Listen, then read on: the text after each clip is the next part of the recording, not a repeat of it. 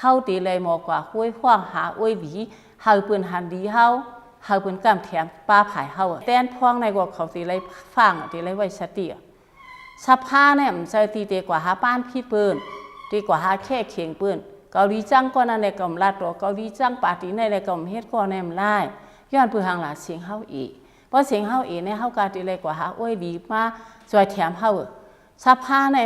มันใจตีอันเฮาตีกว่าหาย้อนเมืองกวนขอมันใจตีอันเฮาตีกว่าลาเรื่องเฮียงกะปาก47ขอตกลงกันใจตีเฮาตีกว่าย้อนกะที่กะวูดปางหลงอันในกวนเมืองเฮากวางซ้อมปฏิการเมืองเขาลาดนำนาคู่ก็เลยยินแล้วสภาพวางเปลี่ยนตีอันเฮาตีไรกว่าเอาฉุนจ้อมหนังอันนั้นลักเมืองปันไว้นั่นสิแลเฮ็ดช่างปันปูนตากวนเมืองเฮาแต้นพ้องจังได๋เป็นตูแต้นกวนเมืองสัวมือเขากว่าอยู่นั่นรูดต่อสภาพนั่นคำใจตูแต้นปาติเขายาวเขาเป็นตูแต้นกวนเมืองนาทีอันเลยอันนั่นเสียขึ้นกว่า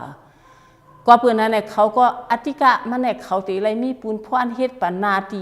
อันเลือกเขาขึ้นนั่นเฮ็ดชังเฮ็ดจังหือเฮ็ดจอมหนังลักมือปันไหวเฮ็ดจอมหนังศูนย์เนื้อไม้มีซึ่งมึงปันไหวก็นอกนั่นเขาเฮ็ดไรยอก็ไม่ห้ามเมื่อนังว่าเขาขึ้นกว่าเขาก็เป็นแต้นพ้องในสภาสังว่าแผวในสภาเมืองใต้ก็อธิกามันเป็นนาทีเผื่อมันเสียตามือตีห่วมกันแทบตัดนั่น